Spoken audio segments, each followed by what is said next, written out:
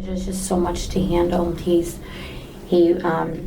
would take our daughter in her private spots, hide knives under his bed, steal things from our kitchen, and he would just do a bunch of stuff that not a normal little boy would do. This is Elijah Lewis, a sweet little 5-year-old boy living in Merrimack, New Hampshire, who was reported missing on October 14th, 2021, which resulted in a massive search being launched by the Merrimack Police Department. Shortly after the search began, Elijah's mother, Danielle Dauphinais, and her boyfriend at the time, Joseph Stapf, immediately fled the state, trying to avoid facing the consequences of what they had done to 5-year-old Elijah. 4 days after the authorities began looking for Elijah, Danielle and Joseph would be arrested in New York City. Why are you guys roughing me up? I'm not resisting. She's double up? She's coming. Come on. Just let him down. I'm supposed to take him out. Come on. Danielle would tell detectives time and time again that she did not hurt her little boy. We need to find him. I don't know where he is. If I knew where he is, I would honestly tell you right now. Is that because Joe disposed of him? No. Did Joe bring him somewhere? No. No. Absolutely not.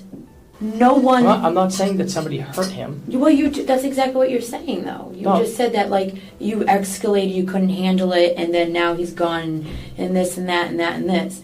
No one hurt that little boy. No one hurt that little boy. However, everything changed on October 23rd, 2021, when police located the boy's body, which was buried in a wooded area in Massachusetts. Following that, a heap of despicable details were discovered about his mother, Danielle, and the reason she and killed her 5-year-old son, Elijah Lewis. Text messages to her boyfriend and other friends displayed the hatred she had for the little boy, calling him insane things like the next Jeffrey Dahmer or Ted Bundy, all while she was refusing to give him food and water. Danielle and her boyfriend isolated and abused this child, watching him suffer until the bitter end of his life. This is the story of 5-year-old Elijah Lewis.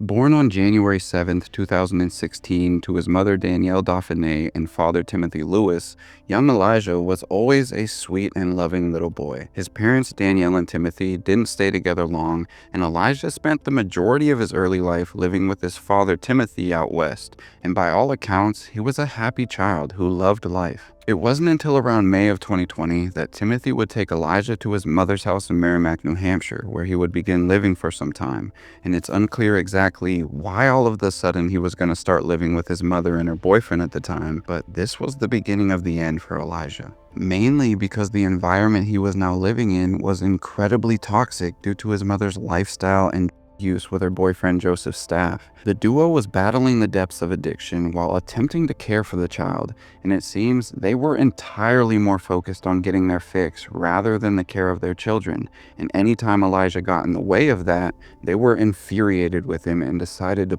the little boy.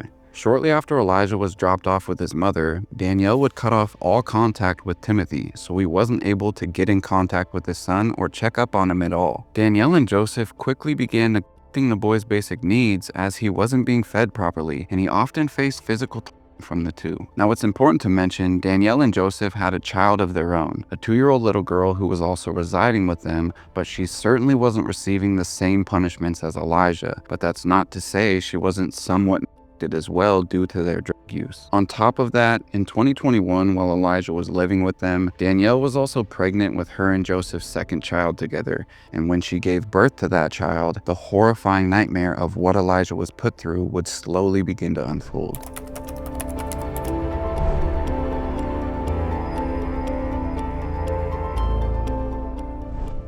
On October 7th of 2021, Danielle would give birth to a baby boy at their home in Merrimack, and shortly after this happened, she and Joseph immediately knew they needed to seek medical attention for the child. Reason being, they were still consistently indulging in hard substances, so when the baby boy was born, he was clearly still dependent and needed a higher level of care than they could offer him. Joseph would then drive the child to the Catholic Medical Center so the hospital staff could start treating the child, as well as take custody of him under New Hampshire's safe haven law. The safe haven law is in place for any parent to surrender their infant child who is no more than 7 days old to the care and custody of the hospital to ensure they receive proper care. Under this law, the parent in question is not required to provide any identification upon dropping the child off, so Joseph Stapf would not identify himself or give any information to the staff when he did so. However, because the baby was in such a compromised and dependent state, the hospital staff would eventually file a report with DCYF, the Department of Children, Youth, and Families, which led to DCYF seeking out the mother in order to serve her with child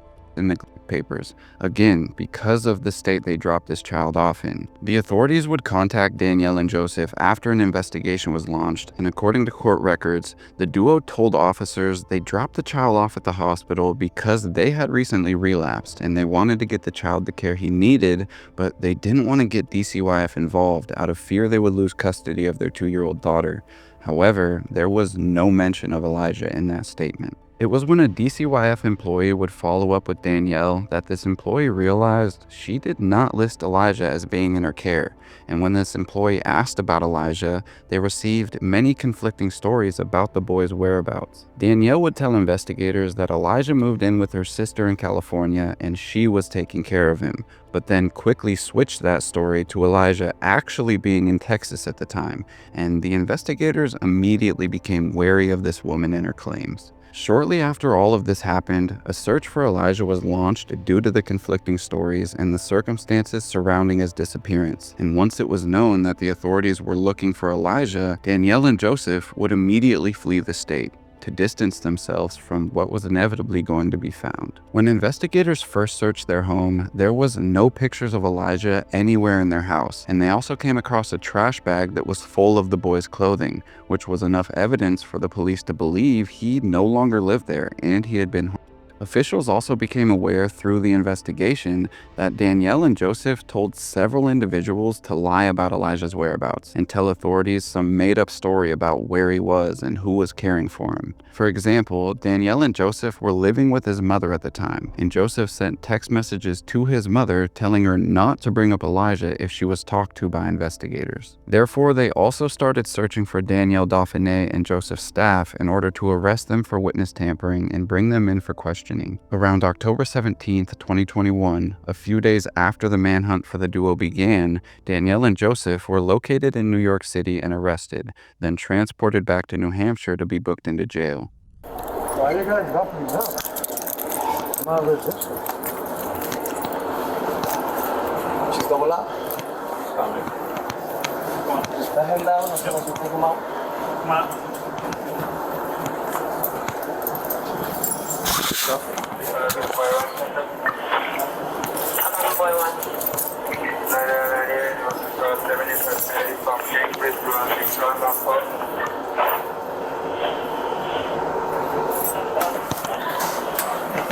What's your name? Sorry, what? What's your name? Danielle. Danielle what? What's his name? Babe. I love you. I don't know what the is going on. What's going on? They're gonna find. Okay.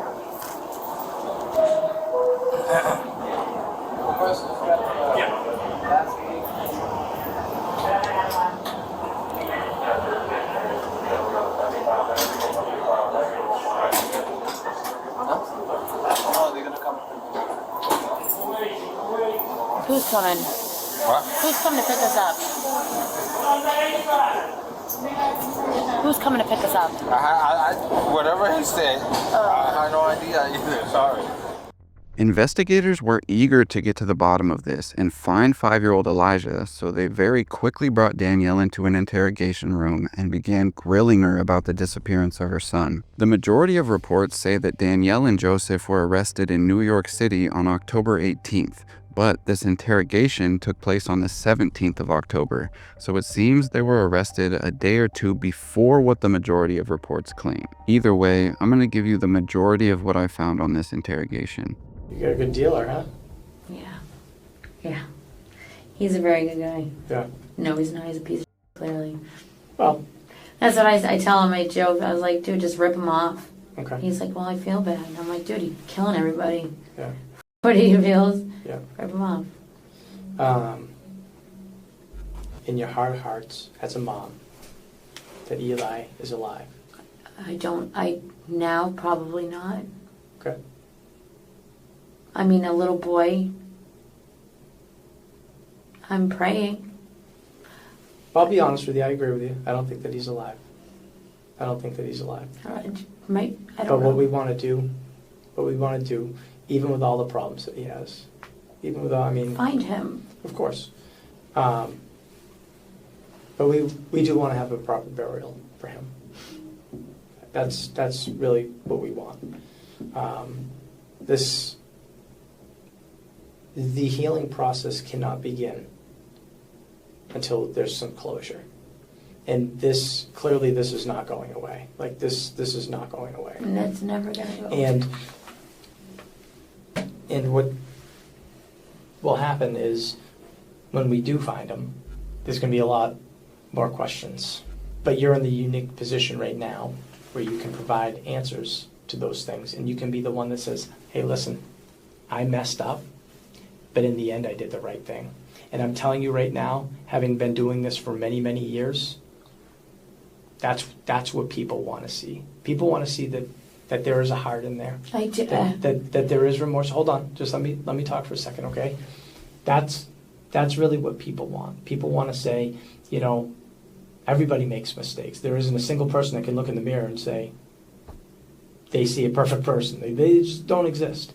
You know, I'm a lot older than you. I've made a lot more mistakes than you. Mm-hmm. You know, and the one thing that I've learned over time is you just have to own those. You just have to own those. People get frustrated. People do things. People make mistakes, and a lot of times that's explainable. What's harder to explain is everything that happens after that, because that's when people are like, man, like what? But the people who make the mistake and raise their hand and say, I did this, people forgive. People forgive. It's in us all, because we all make mistakes, and when I make a mistake, what do I want to be? I want to be forgiven. I mean, that's just normal. But when people have to go and fight for people like Eli, when I say people, I'm talking like dozens, if not hundreds of people right now are fighting for him and looking for him. When they have to do that, and there's somebody who not just made a mistake, because we all make mistakes, but then continued to make mistake after mistake after mistake, it becomes overwhelming for people. It starts out as a small snowball, and then it just continues to grow and grow, and it gets to that point where it is now, where it's overwhelming, and you feel like there's no way to come back from it. Like it's too late. But I'm telling you right now, it's never too late. I'm telling you, it never is. There's always a point where you can say, from this point forward, I'm going to move in the right direction. And this is that opportunity for you. This is that time. I'm telling you the truth. I don't. But what I'm going to tell you right now is what you've told us, and I just talked to Joe, is the exact opposite as far as how this night went. And that's problematic. That's What do you mean it's the complete opposite? as far as what you told me and how you woke up and how you went into the bathroom and then you got a drink and then you went and saw that he wasn't there. That you two are not on the same page on that.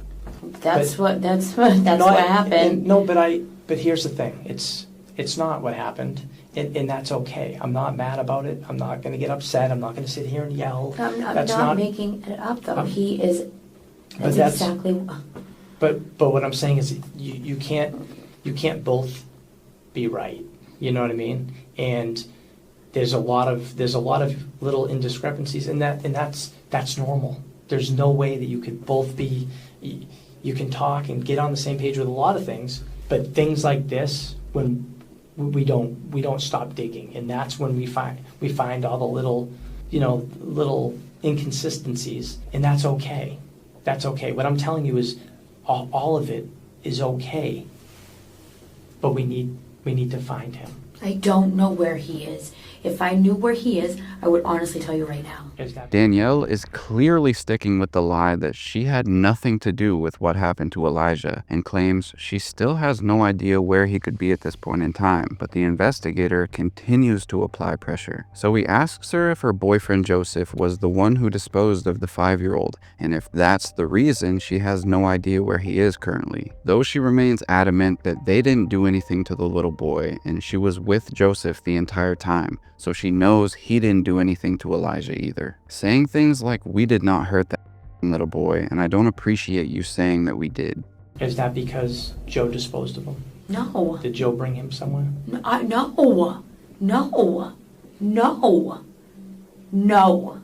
Absolutely not. Okay. Well, that's what I think. You know. Well, I would know that though, because I was with him and he did not do anything. Yep. And I don't disagree with you. I don't disagree with you. But this is. I swear to God, I do no. If I knew he did that, I would tell you. I'm not saying that he did anything. I'm not saying that he hurt him. You just said that. Did Joe dispose of his body? Mm-hmm. Absolutely not. I have I've been with him. Because what I'm saying is, whether it was accidental, whether it was to protect, whatever it was that led to it, I understand why you didn't want to call the police. No. Because of the other things. No, not happening. No, I'm not going to agree to that. No, because I know what happened. No, we did not hurt that little boy, and I do not appreciate you saying that we did. I'm not saying that you did. Nobody hurt that little boy. I'm not saying that they did. Nothing happened. Well, something happened. Yeah. No one. I'm not saying that somebody hurt him. Well, that's exactly what you're saying, though. You just said that, like, you escalated, you couldn't handle it, and then now he's gone, and this and that and that and this. No one hurt that little boy. No one hurt that little boy. We are not monsters. We are very good people. We are very nice. Mm-hmm. Our kids are well taken care of. We have a drug problem. Just do not judge us because we're drug addicts. We will not hurt our kids. I'll take that to the grave. No, I'm not judging you. I'm not getting upset. No, you guys are assuming that we hurt our son and buried him. I didn't say any of You those just said disposed of the body. Yes, I did. Very good people, she claims. What an interesting thing to say. It is outrageous how adamant she is about being nice and that she would never hurt her children just because she is a drug addict. Reality check, Danielle. You and your despicable little boyfriend are monsters, and you did in fact hurt your kids. What body did we dispose of? There's a lot of different ways that people can die. Mm. And then people panic. He could have choked. There's a million different things that could have happened. Mm. You know, he could have choked on food. He could have tripped and fell. He could have hurt himself. He could have drowned, and then you panicked. There's a million different things that could have happened that you aren't responsible for. That's not what I'm saying. That's not what I'm saying. Just because that little boy, he was still well taken care of. Of course he was. Very well taken care of. He had food. He had shelter. He had a loving mother. I'm not taking any of that away from you. We have never, ever hurt that little boy. We love that little boy no matter what.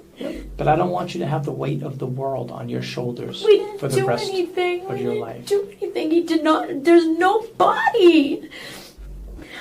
Then where is he? I don't know. Where do you think he would go? I don't know. He could have been in the lake. Did anybody check the lake? Of course. Nothing. Yes, no, what? I haven't found him. No. I don't know. Where do you think that we should look? Everywhere. Well, I mean, try to be a little bit more specific than that. All over Merrimack. I don't know, there's woods surrounding Well, he was on foot. our neighborhood I'm talking about. There's woods. Did you search all the woods? I don't know. I don't know if someone saw him on the road and took him. I don't know. I don't know. I don't have a body. I wish I did. I don't. If I showed you a map, can you show me areas where he's gone before? Yeah, I can show you everywhere that yeah, absolutely. I just, So this is your house here. This is Sunset Drive. so he's, the beach, he's been down here on that, but he's never been anywhere else. Okay. But I've always caught, like, I don't know, like, how long he was out or anything. I don't know. Okay. So he's gone down to the end of Sunset Drive, down Yes. this end? Or the brown house, the house in the corner. Have you guys? Is that at the end of the street? Okay. So you've seen him go down here before? Yes. Okay. Like, before I stopped taking him outside, he had a fixation of going down up and, like, wanting to go up in these woods right here, because there was a park. There's a park that we used to cut through. Yep. I don't know, I can't really tell by you have to, like, literally go through the woods. There's a trail. Sure. And there's a park. Over this Camp Sargent? Yeah. So from the end of this, there's a trail? Yeah, you can go through the woods and you can walk through the trails. It's like open. Okay. And you can walk through it. He's always fixated of going this way to the park where I can't really see anything through the woods, but there's like a public park with swings and stuff. Okay. Do you think that that's part of this camp? Like over here? Camp Sargent, maybe. Okay. It's like Washington Mhm. Park. What? It begins with W. You don't have it on here. I don't see it. I don't Okay. think. Yeah, because that's just a school. Yep. And it's like a little over here. But you think that we should concentrate on this area of woods? I'm just guessing because he's fixated Of walking course. through to go to the playground where we used to go. Yep. So he liked going down here. Okay. But he also liked going over here because the Thornton Ferry little playground over here we went But to. would he know how to get there from the house? No, probably Okay. not, but he would just walk. I don't know. But here, he was always fixated to go because he loved going through the woods and picking up sticks and stuff on the way to the park. Okay. So your best And guess. down here too, where the horses are. Okay. Your best guess, if we were to say we're going to put every resource we have, every state police resource, helicopter, dogs, line searches, where would you want us to dedicate our resources? These two areas. Which one first? Probably over here. Okay. I would. Okay. But I mean, it's been so long that anybody could have seen him. Sure. Yeah, I'm not familiar with that area, so I don't know how well traveled it is. Is it well traveled in there? I mean, people are in there quite often. Mm-hmm. But I mean, you guys searched this whole entire thing, even the island? I know that there's been extensive searches, but I couldn't tell you exactly what's been done. I'm not sure. I can't. But he was very fixated on this. Okay. But he was also fixated down here too. Okay. But I don't know if he knew how to, like, go up the street and walk down to the circle. All right. Just give us a couple minutes, okay? Can we get you anything? Cigarette? Okay. Let me see what they have here. Okay. Can I don't have any, but I'll see what we Did can they get. bring my stuff here, you think? I'm not sure. I don't know. I really need a cigarette. Okay. Anything other than a cigarette? A cigarette. Okay. All right. Just give me a minute, okay? Thank you. Here are also some extra clips of this interrogation from Crime Fix through Anjanette Levy with Law and Crime, which I always recommend watching her show. She does a great job and always brings a ton of information regarding some of the cases I have covered. The things that Danielle is claiming about her 5-year-old son in these clips is absolutely insane to me. Saying Elijah would his little sister and hide knives under his bed all the time, which is what led her and her boyfriend to start doing drugs again. I mean, this is just absurd. I don't understand what is wrong with this lady mentally. Tell me about Elijah and what you understand of why we're here to talk about Elijah. Because he's missing. Okay, what can you tell me about that? Okay, so Elijah, when I got Elijah back in May 26th of 2020. Okay. And his dad just like literally drove across the United States and just dropped him off to me. He's a very, very troubled child. He has a lot of mental issues.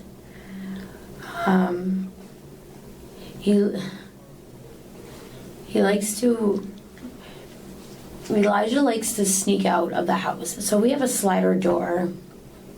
And I don't know if you guys have been there. I have, yeah. So you've been to my house. So Yes. have you felt the slider door, the wiggly handle? I didn't touch the handle. Okay, no. so the slider door doesn't lock, doesn't Okay. latch. He likes to sneak out while we sleep. He wanders while we sleep. He's a wandering little boy. Joe and I started using drugs again. We were in active addiction. Okay. When did that happen?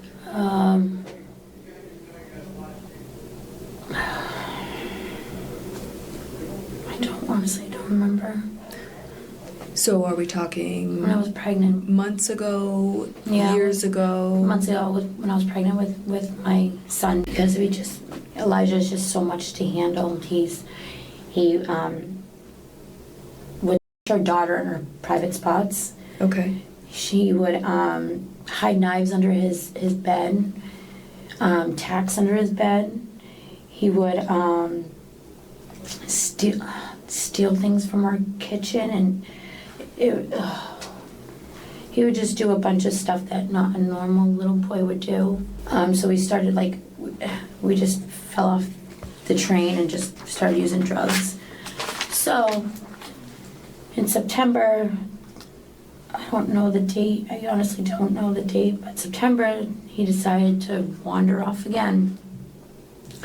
And us being in active addiction and not wanting to lose our kids, we tried to find him. We looked for him and we're like, okay, well, he's gonna come back. He always came back. Obviously, I came back in and I took the stuff and I went and got high because I was freaking out, so it's all a blur. So you said you walked outside and then came back inside and got high? Mm-hmm. Okay. Because I'm like, I can't find him. I can't find him. I can't find him. So did you get high before or after you woke Joe up? I got after. Okay, so you woke Joe up and you said Elijah's gone, and what did he do? He was like, what the again? I'm like, yep. I'm like, but this time I can't find him. I was like, I don't know what to do. I'm freaking out. I was like, I need to do something. I need to do something. I need to calm down. I need to do something. Did Joe get high with you? Mm-hmm. And then what happened? And then we were just trying to think of what to do, where to find him. Despite all of the nonsense Danielle is claiming and the fact she says she has no idea where Elijah could be, authorities continued to search tirelessly for the young boy in order to bring some type of closure to this case. It was roughly a week after this interrogation took place, the investigators began moving their search roughly 75 miles away from New Hampshire to a wooded area in Massachusetts. It was then that one of the state's canine units hinted at the possibility of Elijah's scent, and when they followed it, it took authorities right to a shallow spot where 5-year-old Elijah was buried. Removing his remains and bringing them back to the lab to do DNA testing, which would eventually confirm they had found the remains of the young boy who had been missing for about a month at that point. This boy went through hell at the hands of these two sick individuals, and it was determined Elijah passed away as the result of violence and neglect, including facial and scalpel injuries. He also had acute fentanyl intoxication, malnourishment, and pressure ulcers, which are commonly referred to as bed sores. With that conclusion, his manner of death was determined to be homicide at the hands of his mother and her boyfriend. I mean, it is absolutely heartbreaking to look at this child, see his smile, and know the horrific nightmare he was put through by his own mother and her boyfriend. He was banished to a room for extremely long periods of time, sometimes without clothing or blankets, and oftentimes was made to stand in one position without moving, otherwise he would face consequences. Not only did they and kill this child, but for months prior to his death, they would withhold food and water from him, him time and time again. So when investigators located the body of Elijah, the poor boy only weighed 19 pounds while standing 3 feet tall, which is significantly under the weight of a normal 5-year-old boy, which should be closer to around 40 pounds at his age. The boy was starved, beaten, and killed by his mother and her boyfriend, who claimed they loved him and would do anything for him. With the discovery of his body, his mother was now facing murder charges alongside her boyfriend, and the couple was facing trial and first-degree murder charges in connection with Elijah's death. However, Danielle Dauphinais would eventually take a plea agreement and plead guilty to second-degree murder and 2 counts of witness tampering for telling multiple people to lie about his whereabouts after the search started. Danielle was sentenced to 53 years to life in prison for the torture and murder of her son. One interesting part of her plea agreement that I'm not sure I've ever seen before is Danielle was forbidden from profiting off the death of her 5-year-old son Elijah, meaning she is not allowed to get paid for writing a book, TV, movie, or any other medium regarding the murder of her son, which just seems insane to even have to put in the plea agreement. Has a child murderer ever written and profited off the murder of their own child in order to provide for themselves in prison? That would be a whole new level of low. Joseph Stapf pleaded guilty to manslaughter, second-degree assault, falsifying evidence, and tampering with a witness as well, and was hit with 22 to 45 years in prison for his part in the disappearance and death of Elijah Lewis. In court, Joseph would burst into tears and claims he never wanted any of this to happen to Elijah, saying that he truly loved the little boy and he is sorry to anyone who has to deal with this. But if he could go back in time and change everything, he would. But they're both disgusting. Hopefully he ends up staying in prison closer to 45 years, and both of them end up dying in prison before they ever get out. It is sickening what these two did, on top of denying it until the bitter end when there was nowhere else to turn. It's also heartbreaking to know that their newborn child and their 2-year-old daughter are now forced to grow up without their real parents in their life. But maybe they're better off for it. Now, I want you guys to understand just how vicious and disgusting this woman and her boyfriend truly are, and the depths of despair they put this young boy through. So let's take a look at the way in which Elijah passed away and the text messages that were sent by Danielle regarding her 5-year-old son. Elijah's just so much to handle. He would just do a bunch of stuff that not a normal little boy would do. Your 5-year-old child until he is under half the weight of a normal child his age is beyond heartless, and many of the texts that were revealed in the aftermath show that this was clearly done intentionally by Danielle. It's also important to mention before we get into these, it's believed by investigators that Elijah was killed sometime between the 21st and 24th of September in 2021, so he had been dead for quite a while before it was discovered he was missing. On the morning of September 24th, there was a message found on Joseph's phone from Danielle that read, "Laugh out loud so much. I feel like a whole load of bricks was just removed from my chest." Shortly after this, the reply on Danielle's phone was, "Seriously, like I can breathe and be free. I was a prisoner for so long, baby." Seemingly speaking about the fact that Elijah was now dead and buried in some wooded area in Massachusetts. Around April of 2021, well before Elijah was killed, there was a message that Danielle had written on Facebook referring to her 5-year-old son that said, "All this kid does is cry because he's hungry, and I gave him a small bowl of cereal so he would shut up, but that wasn't enough. He said he wants food, and he wants me to stop starving him because it's not nice."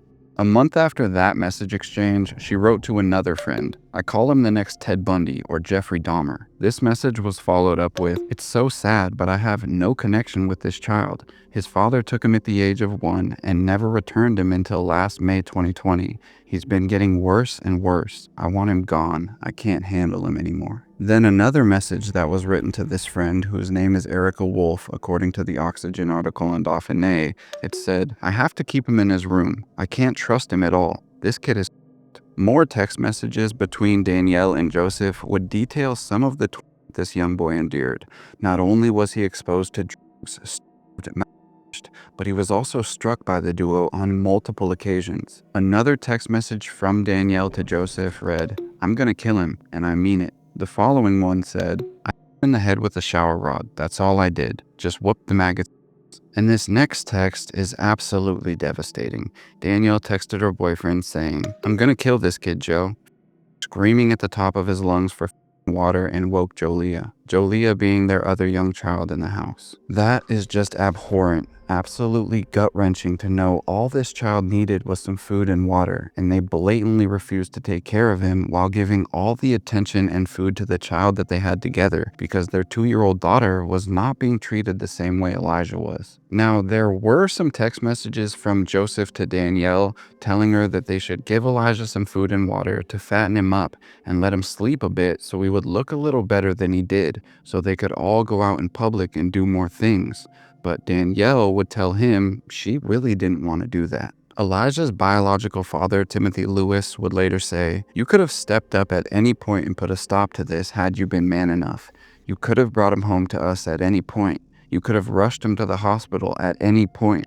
Elijah could still be here." Which no doubt is true. Elijah did not have to die, nor did he deserve to be treated so abhorrently. Based on the majority of reports, it seems Danielle was without a doubt the main culprit in dishing out the harm and mistreatment to Elijah.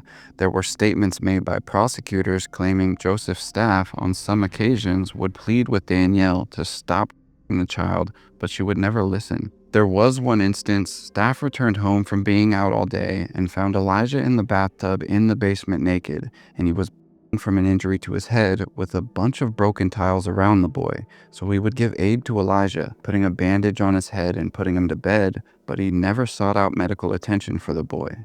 It may seem like Joseph Stapf cared at times, but he certainly didn't care enough to help Elijah and or stop hurting him, because there's other times he was the culprit and would attack and harm Elijah. Prosecutors say there was a time that Stapf picked Elijah up by his arms and began screaming at him before throwing him onto the bed where he hit his head really hard, causing another injury. So they were both involved in the that this poor young boy was forced to endure, and it's sickening. Subsequent to the search for Elijah being launched and Danielle and Joseph fleeing from Merrimack, they quickly realized they needed to dispose of their phones because of the telling evidence that was hidden in their text messages. So they ditched their phones and eventually picked up new ones. What truly boggles my mind is Danielle and Joseph knew they couldn't care for their newborn infant and almost immediately dropped their baby off with the hospital and surrendered their custody. But why didn't they just give Elijah up or back to his father, considering they clearly didn't want him and they only wanted him gone? They instead just picked the worst possible way to get rid of him, rather than give him up and still give him a chance at a good long life. There's no doubt these two demons need to be in prison for the rest of their days, and they shouldn't ever be considered for release. They deserve the same exact treatment they put this innocent child through, and I could only wish that's what they got.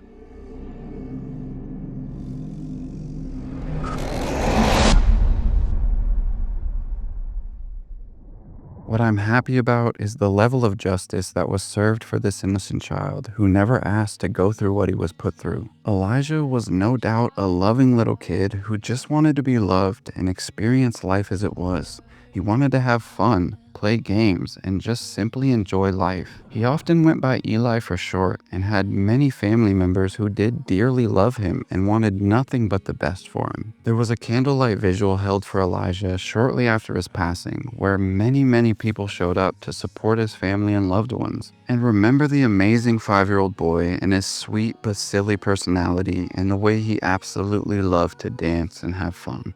It's just tragic. This entire community felt the pain of this family and grieved alongside them. When will it stop? When will these children get no less than the same exact treatment they give these children who are merely blessings to the world? You torture a child until they end up dead. You should face the same exact treatment until your life is taken as well. Elijah, you never deserved what you went through. You deserve nothing less than love and care, and to know that you are just as special as every other child that graces this earth. Although we wish you were still here, we know you're in a better place now, and you no longer have to suffer. We love you, Eli. To the strong and fearless Elijah Lewis, rest easy, buddy. You're in God's hands now.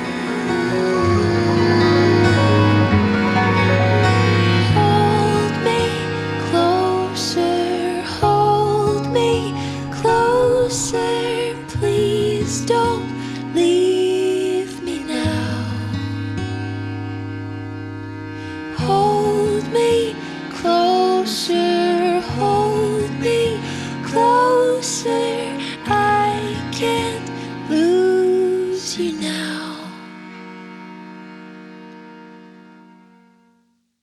Alright guys, that's gonna do it for today's video. If you made it to the end, go down to the comment section and let me know how you feel about this case. Let me know how you feel about these two sick individuals. If you want to, you can follow me on Instagram at Robert Clausen with 2 N's. If you have a story suggestion, DM me on there. I think that's all I have for you guys today. I just want to say a huge thank you to my community. All the patience, love, and support is so appreciated. Another huge thank you to my Patreon members, and I will be back with another video as soon as I possibly can. Until then, take care of yourselves and stay safe. Peace.